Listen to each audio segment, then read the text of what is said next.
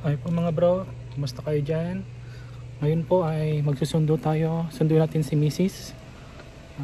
Mga bata, nasa mall sila ngayon. So samahan niyo ako. Ito po ang ating unang vlog.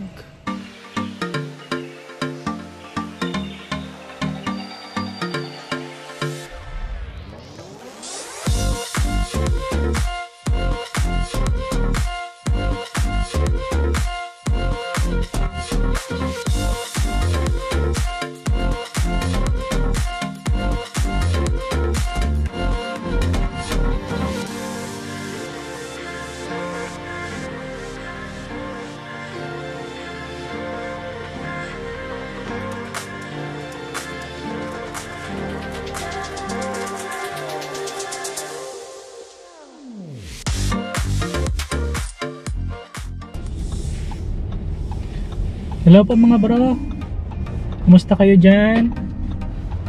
So ngayon po punta tayo sa mall at susunduin natin ang commander. Sunduin natin si Mrs. kasama yung mga bata, nasa mall sila ngayon.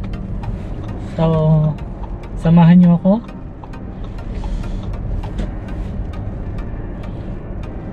Ito po magiging una nating vlog sa ating channel. At sana meron po tayong magandang may share. Ay yung share po namin ay magamit nyo po sa inyong pag-apply at pag-migrate dito sa Canada. At magamit nyo yung share natin kapag sa paghahanap ng trabaho at paano maging successful sa Canada,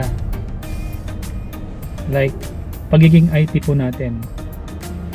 Marami po dito iba't ibang trabaho. May mga nurses, real estate agent, mga healthcare assistant. Marami pong trabaho rito. Nasa retail, marami nagtatrabaho sa retail, sa healthcare, sa food services. Marami po. Maraming trabaho rito. So magpo-focus po tayo sa mga IT since yun po ang ating experience. At marami tayong kaibigan na mga IT rin na successful na rin sa kanilang mga trabaho. So mag-i-interview rin tayo sa kanila kung paano nila nakamit. Pero mag-umpisa muna tayo sa ating sarili. I-share ko muna yung mga experiences ko. Saan ako nag-umpisa, anong trabaho ang una kong pinasukan. So yun po pasukin po muna natin. Ano po bang una kong trabaho rito? Tapos magkano yung rate, ano ba mga benefits. Pag-usapan po natin yung mga yun.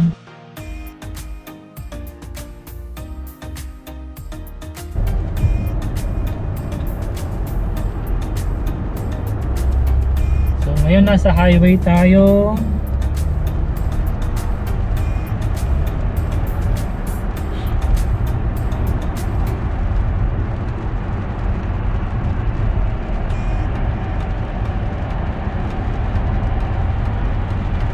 Samahan nyo po ako pagkwentuhan natin kung paano maging IT dito sa Canada.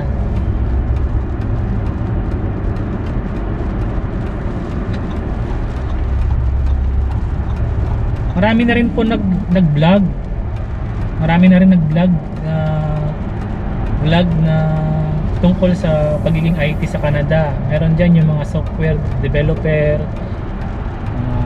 IT support. Marami na rin nag-vlog tungkol sa pagiging IT sa Canada. Ito naman yung aking experiences. I-share ko naman yung sa side ko. Dito po Vancouver, Canada. Pero kung sabihin nyo, kamusta naman sa pag IT ka sa Alberta or IT ka sa Ontario, may konting diferensya lang po. Pero basically, the same din sila. Yung mga paano mag-apply, typical na mga website na anong dapat mong chine-check para sa pag-apply, paghahanap ng trabaho. Ang trabaho mo yung paghahanap ng trabaho, almost the same yung process ng pag-job hunting. And yung rate, how about yung rate? Ganun din, hindi sila nagkakalayo. Kasi minsan yung company nakabase rito, pero meron siyang office sa ibang part ng Canada. Tulad nung previous company ko, yung main branch niya nandito sa Vancouver, pero meron din siyang branch sa Edmonton, sa Calgary, sa Victoria. So the same din yung rate kasi isang company lang. Hindi nang kakalayo, magkakalayo lang siguro. Hindi, wala pang $1 yung $1 yung difference nung ano, kung magkalayo man, pero I don't think magkalayo yung rate. Kasi isang company lang yun. Ganun din siguro sa ibang company. Hindi naman siguro magkakalayo. Pero syempre po, pag ibang company na, yung company A, company B, hindi naman ibig sabihin pare-pareho na yung rate. Mayroong medyo galante magbigay, yung iba naman minimum kung magbigay. So para lang po ma-inspire kayo. So pag-usapan natin ngayon sa video yung current job ko po, and a little history kung ano mga jobs ang pinasok ko, mga nakaraan na jobs ko, first job ko, second job ko. Kasi kailangan mo talaga i-build yung ano mo, Canadian experience. Especially pag magtatrabaho po kayo sa government, kailangan mo ng Canadian experience, yun ang hinahanap. Lahat po kami na magkakaibigan, bago kami napunta sa government jobs namin, meron muna kaming experiences sa mga ibang companies. Yung iba 1 year experience, 2 years experience, tapos lilipat na sila sa government na job. So yun po ang i-discuss natin mamaya pag uwi natin. So sunduin natin si Mrs. Malapit na tayo sa mall. Nandito tayo sa highway ngayon. So pag nasundo na si Mrs., uwi muna, tapos kain, and yun, ipapakita ko sa inyo yung mga detalye. So intro lang po ito. Sana po magustuhan nyo itong unang video. Tapos may mga gusto kayong topics na gusto nating i-discuss sa susunod na mga video, paki-comment lang po. Of course, subscribe kayo, and then hit the notification button para updated po kayo palagi sa mga bago nating videos. And like na rin po para yung video natin maraming makakita at may share.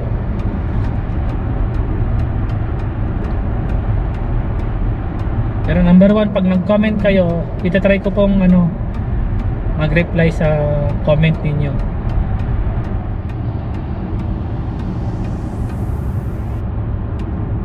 Yun, tumatawid po tayo ngayon sa bridge papuntang Vancouver.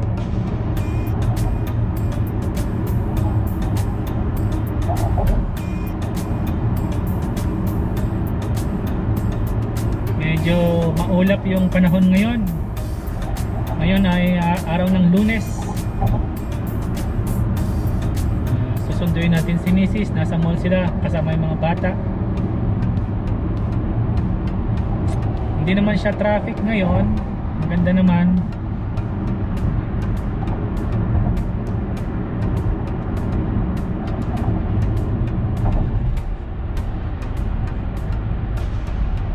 Medyo madalang lang ang sasakyan ngayong araw.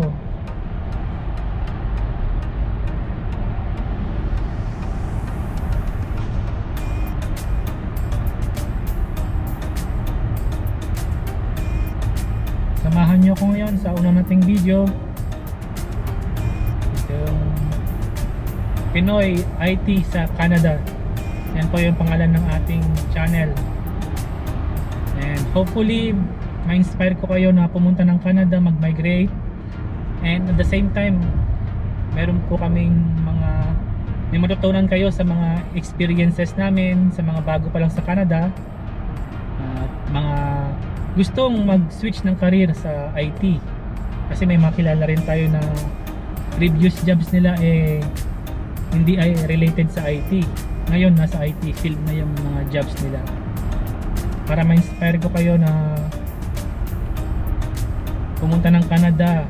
Yung IT jobs nyo sa Pilipinas or sa Asia or Middle East, kung saan man kayo galing, pwede nyo pa rin po ipagpatuloy dito sa Canada.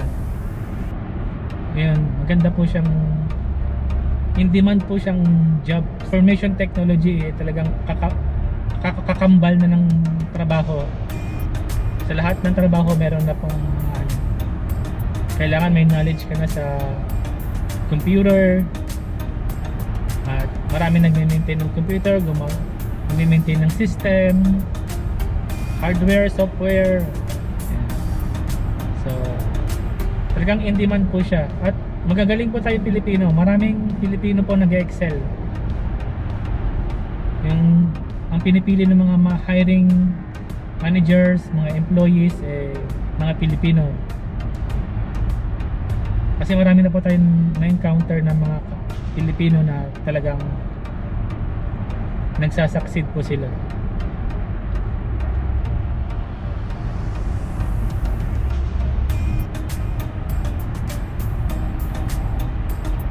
Very competitive yung IT rito, pero hindi pa uhuli yung mga Pilipino. Mga Pilipino, madiskarte tayo, at the same time hardworking tayo, so they preferred that. At hindi tayo sumusuko sa sa challenge. Yung challenge hinaharap natin siya head on. Kumbaga very adaptable tayo. Yung learning natin continuous, which is number 1 sa IT, sa ating trabaho.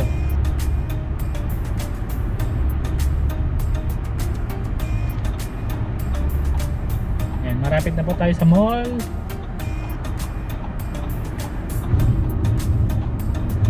Ayan.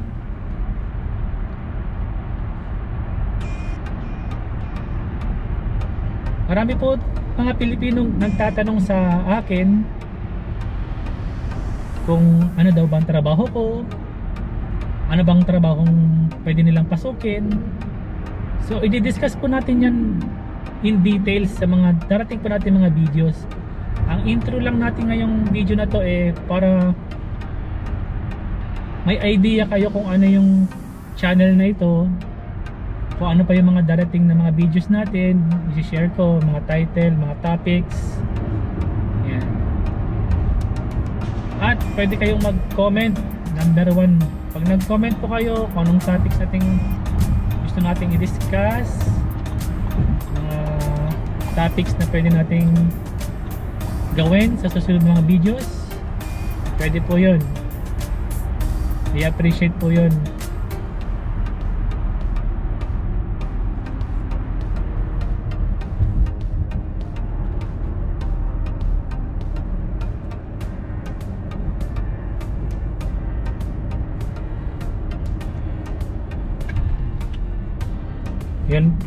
Yun po, i-share natin yung mga experiences natin bilang IT rito sa Canada, na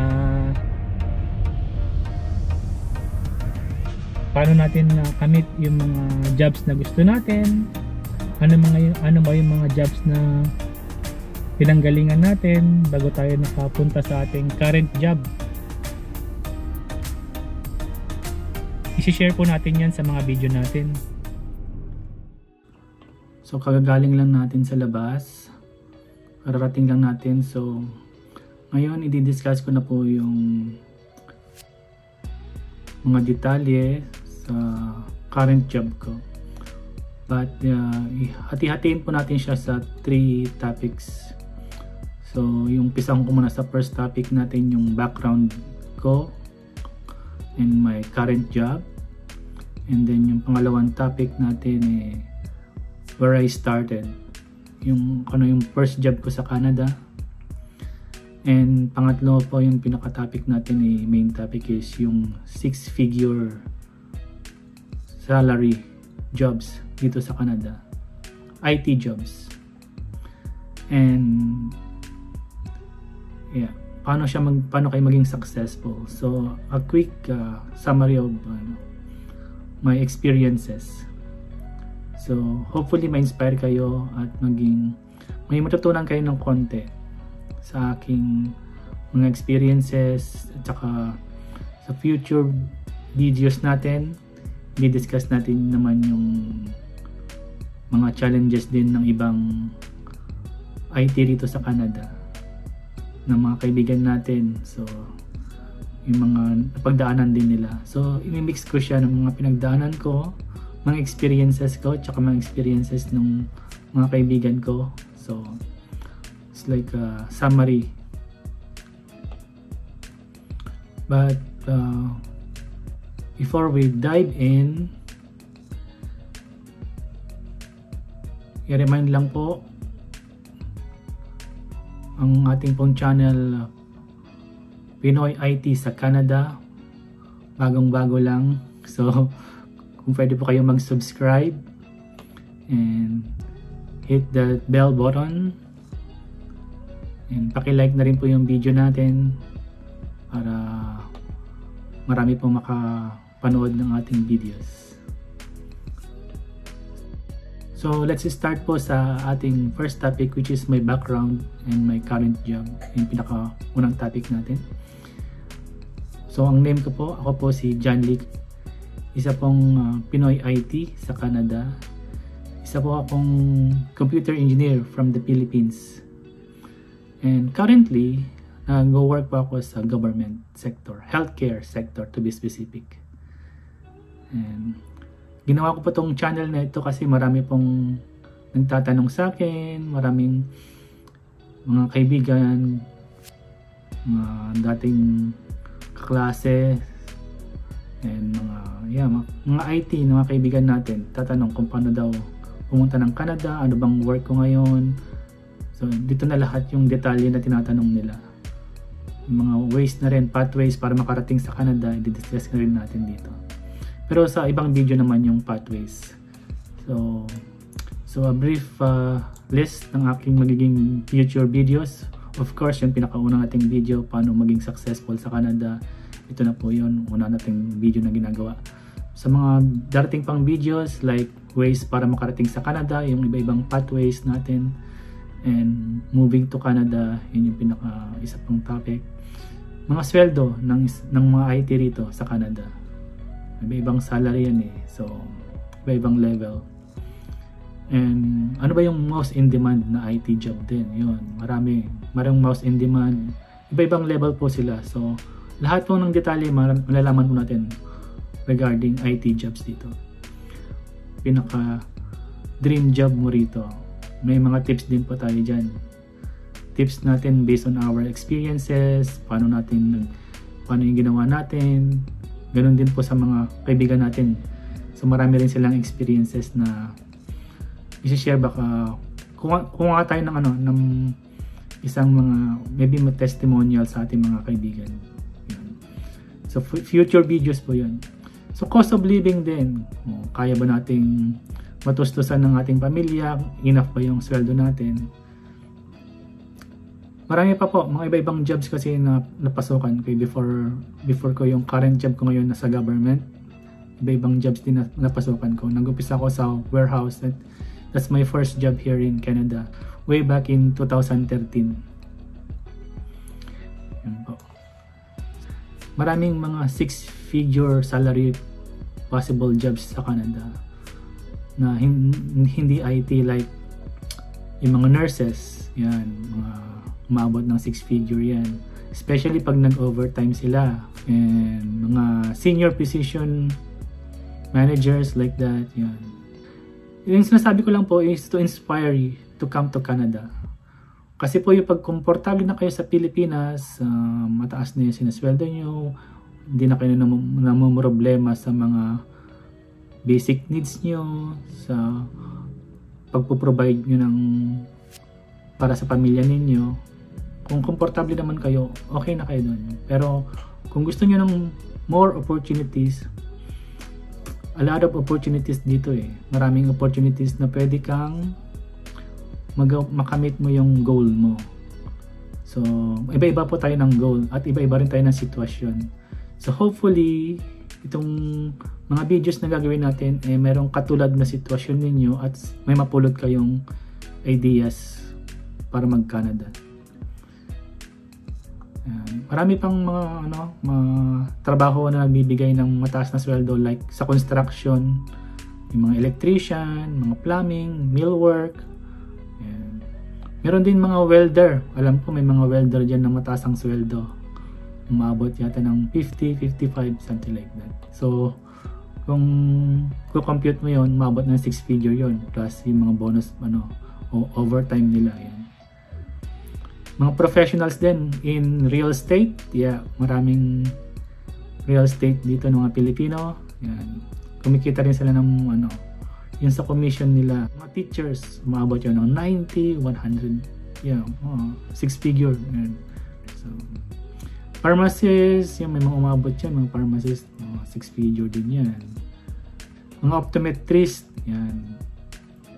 Mga dentist, yan, high paying job.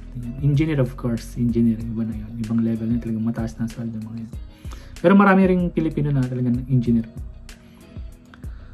Yan, sa manufacturing, yan, natrabaho sa manufacturing, yung mga management, and sa management sila, or maybe mga manager, department manager, or team lead siguro meron din. Pero alam ko meron mga malakas ang dyan, mataas ang sahod nila dyan. Kung sa mga trabaho na ito, marami kayong opportunities. For example, trabaho nyo sa current job nyo, pagpunta nyo rito, ibang career ang gusto nyo, possible pa rin po yun. That's very possible. So just to give you a quick background, yung ibang environment in terms of careers and jobs dito sa Canada. A disclaimer lang po, itong video na to ay base sa personal ko lang pong experiences. Kumbaga sharing lang po to para makapulot kayo ng ideas kung ano yung nagawa namin. So 11 years ko po nakatira rito, and in terms of jobs, marami na akong may share. So kung pareho tayo ng situation, magkahawig tayo ng career, magkahawig tayo ng mga skill set, maaaring makapulot kayo ng mga tips or ideas para mas madali kayo makaroon ng trabaho, para mas madali nyo makamit ang yung mga minimithing trabaho. Parang magkaroon ka ng idea. Yan. Kasi madami tayong mga kaibigan tatanong sa Pilipinas. Yan. So, this is the video. Tatanong sila kung magkano yung sweldo. So, didiscuss natin yung mga yan. Magkano yung sweldo, anong trabahong pwede nilang applyan. So, ang current job ko po nasa government ako ngayon. Pasok ko po is 8 AM to 4 PM, Monday to Friday po. Yan. Minsan may mga on-call tayo. So, rotational po kami. So, it depends on your schedule kung naka-schedule ka ngayon for on-call. Yan. Ang maganda po kasi sa government is yung benefits, yung job security, unionize siya, non-stop ang hospital, non-stop ang healthcare system. So, may demand po mga IT sa healthcare. A lot of posting, madalas po siya. All the time po, may mga posting, palagi may mga posting.